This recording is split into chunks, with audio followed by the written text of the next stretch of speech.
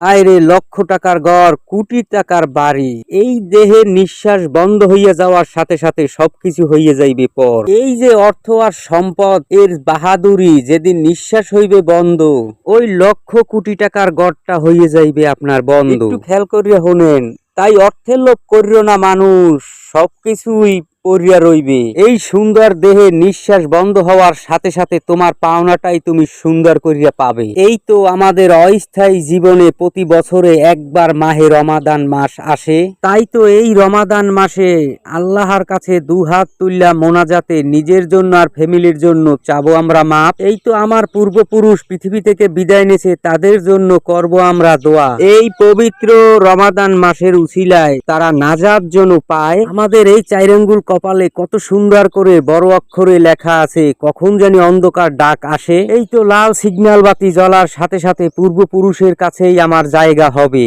এই তো রোজার দিনে রোজা না রেখে চায়ের দোকানে গিয়ে খাইতে আছে চা আর বিড়ি।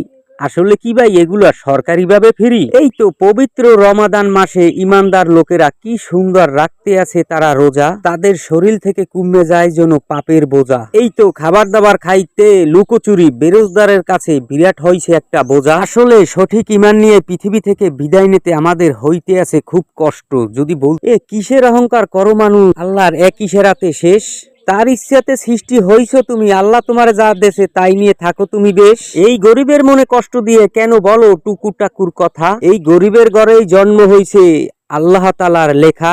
আজ তুমি জন্মসূত্র জন্ম হইছে, জন্ম থেকেই তুমি ধনী। আজ যদি তুমি গরিব হইতা কি হইতা তুমি বলো, আমরা একটু শুনি। আজও রাস্তাঘাটে তাকালে দেখা যায় অনেক বড় লোক হইছে গরিব, তাদেরকে দেখে তুমি নিও শিক্ষা। আজ হাজারো সম্পদ বিক্রি করে তারা রাস্তায় রাস্তায় করতে আছে ভিক্ষা, তারপরও দেখে কেন মানুষ তোমাদের হইতে আছে না শিক্ষা? ভুল ত্রুটি যদি কিছু বলে থাকি আমাকে মাফ করবেন।